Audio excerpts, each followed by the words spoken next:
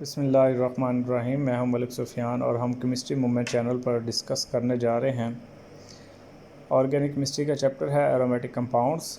Competitive exam के हवाले से और इंटर टेस्ट के हवाले से बहुत ही इम्पोर्टेंट चैप्टर है। इसके कॉन्सेप्ट्स का क्लियर होना बहुत ज़रूरी है, जो आपके लिए एकेडमिक टेस्ट में बहुत ज़्यादा हेल्पफुल होता है।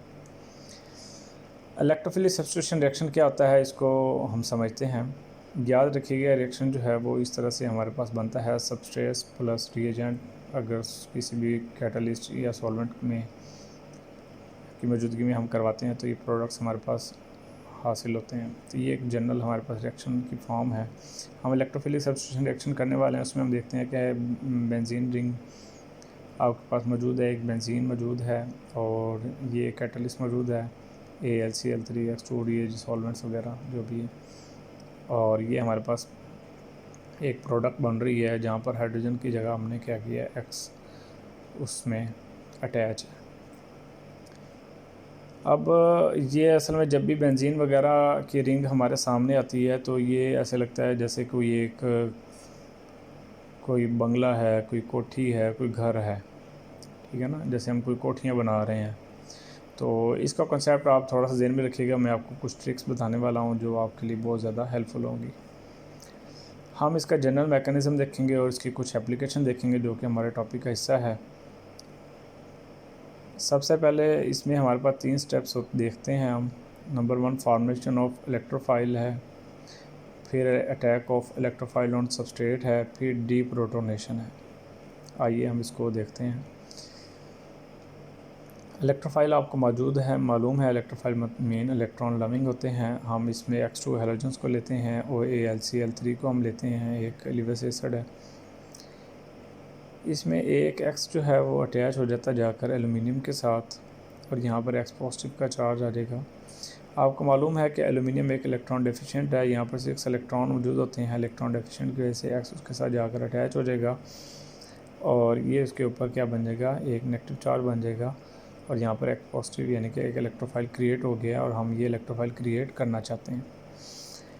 इलेक्ट्रोफाइल क्रिएट हो चुका है। अब देखिएगा, हमने अब इसका अटैक करवाना है ऑन सबस्ट्रेट पर। बेंजीन हमारे पास एक सबस्ट्रेट है, ये एक इलेक्ट्रोफाइल है, ये अटैक करेगी बेंजीन रिंग के ऊपर और नेक्स्ट हमारे पास जो है वो एक कार्बोकेटाइन सिग्मा कॉम्प्लेक्स की फॉर्म में बन सकता है।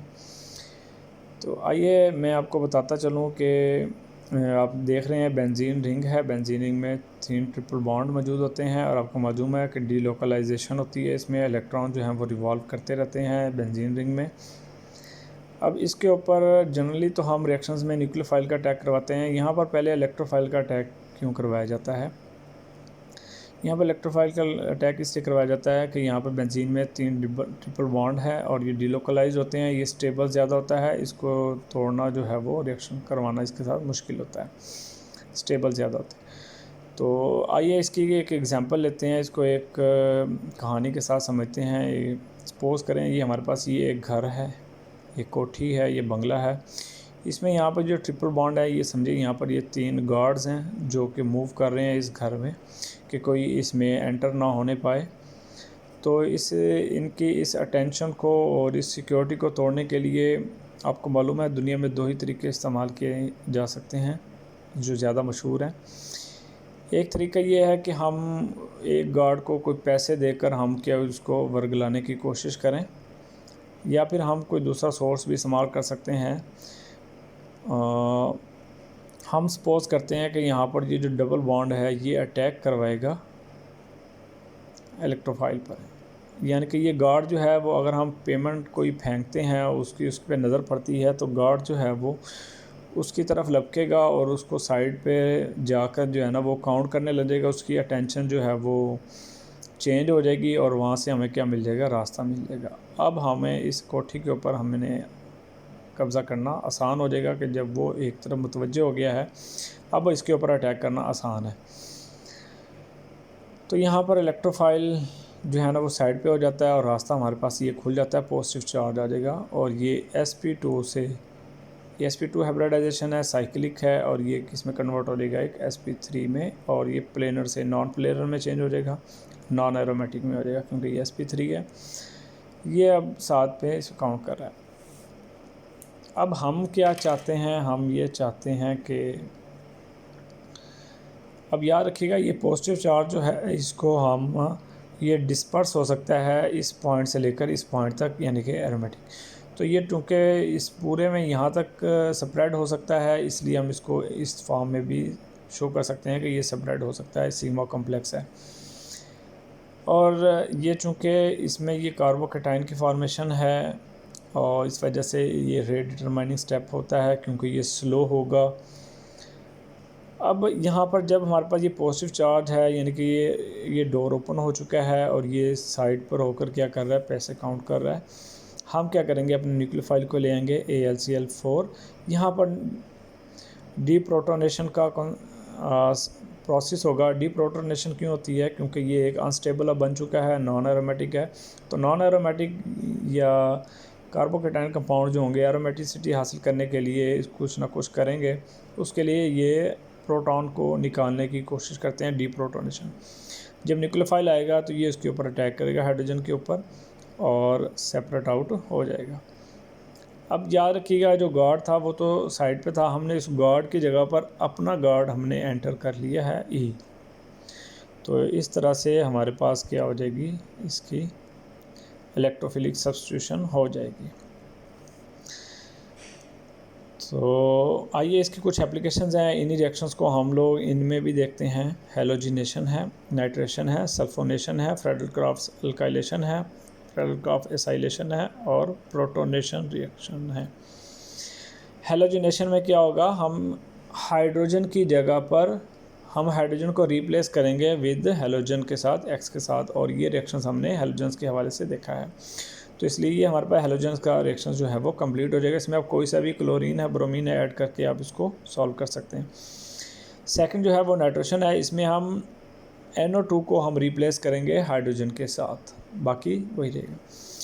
तो ये नाइट्रेशन हो जाएगी। सल्फोनेशन में हम SO3H को हम रिप्लेस करेंगे H के साथ, और फ्रेडल-क्रॉफ्ट अल्काइलेशन में हम H के साथ R को रिप्लेस करेंगे, H को रिप्लेस करेंगे R के साथ, और फ्रेडल-क्रॉफ्ट एसाइलेशन में COR यानी कि एसाइल ग्रुप को हम रिप्लेस करेंगे H के साथ।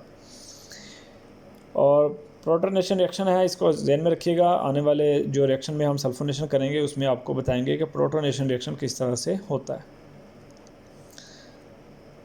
आइए हम इसको थोड़ा सा डिस्क्राइब करके भी देखते हैं कुछ चीज़ों को, ताकि हमें ये रिएक्शंस करना आसान हो जाए।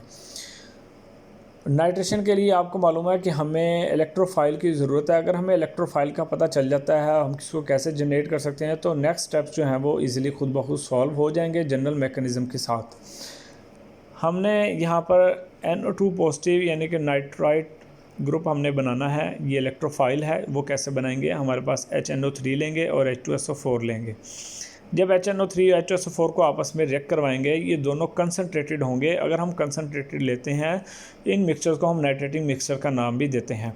कंसनट्रेटेड के अगर डिल्यूट होंगे तो ये हमारे पास रिएक्शन जो है वो सही तौर पर नहीं हो पाएगा। तो याद रखिएगा कंडीशन है कि इनको हमने कंसनट्रेट फॉर्म में लेना है।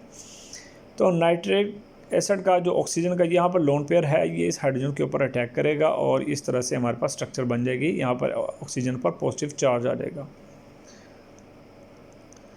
तो बाकी स्ट्रक्चर हमारे पास इसी तरह रहेगी। यहाँ पर H अटैच हो जाएगा और इसके ऊपर पॉजिटिव चार्ज आ जाएगा। नेक्स्ट स्टेप में क्या होगा कि आपके पास यहाँ से बॉन्ड जो है वो ब्रेक हो जाएगा और वाटर का एक मॉलिक्यूल जो है वो रिमूव हो जाएगा और NO2 पॉजिटिव ये जो हमारे पास स्ट्रक्चर है वो इस फॉर्म में हासिल हो जाएगी, जो कि इलेक्ट्रोफाइल है। इसको हम NO2 सेपरेटली भी हमें हासिल हो सकती है, दोनों एसिड को मिलाने से भी हमें हासिल हो सकती है, या N2O5 पेंटाऑक्साइड के साथ भी हमें हासिल हो सकती है। आ जाएँ फोर सल्फोनेशन के लिए बाकी रिएक्शंस हमारे पास वही होगा। अगर इलेक्ट्रोफाइल का आपको पता चल गया तो बाकी रिएक्शन आपको करना इजी हो जाएगा। बाकी आपने वैसे स्टेप पे करना है। फोर सल्फोनेशन है, इसमें हमने इलेक्ट्रोफाइल जो है वो SO3 है, इसको हम कैसे हासिल करेंगे। इसमें हम जब दो सल्फ्यूरिक एसिड को आपस में रिएक्ट करवाएंगे तो इसका ऑक्सीजन का लोन पेयर इस हाइड्रोजन को क्या करेगा, अटैक करेगा और इस तरह से क्या बना लेगा, ठीक है, S डबल बॉन्ड O और यहाँ पर OH, ठीक है, और ये हमारे पास बन जाएगा, ठीक है। और इसमें से अगर हम हाइड्रोजन को रिमूव कर देते हैं तो ये हमारे पास बन जाएगा SO3, ये बन जाएगी आपके पास इलेक्ट्रोफाइल, ठीक है। आपको समझ लग रही होगी, ठीक है। जब हम इसको ये निकालेंगे तो ये आपके पास ये चीज़ बच जाएगी, ये वाली चीज़, ये वाली, क्योंकि ये वाटर रिमूव हो जाएगा और ये चीज़ बच जाएगी, ठीक है। अब देखिएगा कि जब हम एक बेंजीन को SO3H के साथ रिएक्ट करवाते हैं तो ये SO3 यहाँ पर और H यहाँ पर अटैच हो जाएगा, और ये बेंजीन अगर पॉजिटिव चार्ज है ये फर्दन जाकर ये SO3H यहाँ पर अटैच हो जाएगा।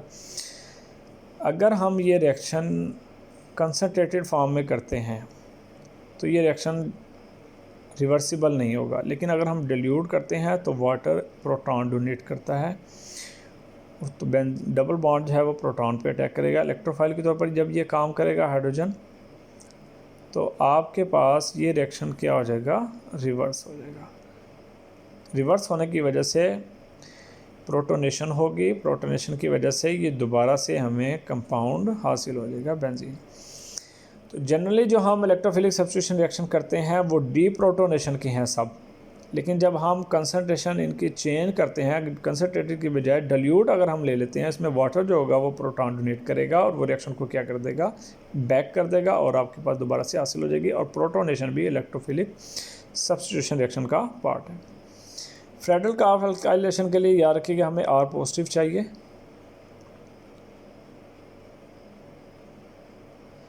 और वो किस तरह से आ सकता है, ये RH अल्काइल हैलाइड AlCl3 से भी आ सकता है। ये बॉन्ड टूटकर X जो है वो यहाँ पर ट्रांसफ़र हो जाएगा, R पॉजिटिव हमारे पास बन जाएगा। ROH से भी हमें R पॉजिटिव हासिल हो जाएगा, ROR ईथर से भी हमें R पॉजिटिव हासिल हो जाएगा। तो जब हमें ये हासिल हो जाएगा तो बाकी स्टेप्स जो है वो करना आसान हो जाएगा। फॉर एसाइलेशन के लिए देखिएगा RCOCl है, आपके पास एसिटाइल क्लोराइड है, एसिटाइल क्लोराइड है, इसमें ये जो Cl है ये कन्वर्ट इसके साथ अटैच हो जाएगा, AlCl4 बनाएगा और RCO पॉजिटिव बन जाएगा। एसिड एनहाइड्राइड लेंगे तो यहाँ पर भी हमारे पास क्या होगा, ये ग्रुप यहाँ से ब्रेक हो जाएगा और RCO पॉजिटिव हासिल हो जाएगा। अगर कार्बोक्सिलिक एसिड लेते हैं तो यहाँ से भी ये हमारे पास RCO पॉजिटिव हासिल हो जाएगा, और RCOR अगर हम एस्टर लेते हैं तो यहाँ से भी हमें RCO पॉजिटिव हासिल हो जाएगा। इसको हम फर्दर जो हैं वो मजीद स्टेप के साथ अटैक और प्रोटोनेशन के डीप्रोटोनेशन के साथ हम आसानी से उन रिएक्शंस को कर सकते हैं। तो ये आपके पास इलेक्ट्रोफिलिक सब्स्टिट्यूशन रिएक्शन का मैकेनिज़्म है और इसकी कुछ एप्लीकेशंस हैं, और एप्लीकेशंस के साथ मैंने इसको आपको समझाने की कोशिश की है कि किस तरह से हम इजी मेथड के साथ हम इनको सॉल्व कर सकते हैं। उम्मीद है आपको वीडियो पसंद आई होगी। अगर आपको वीडियो पसंद आए तो लाइक और कमेंट ज़रूर कीजिएगा। Thank you for watching. अल्लाह हाफिज़, टेक केयर।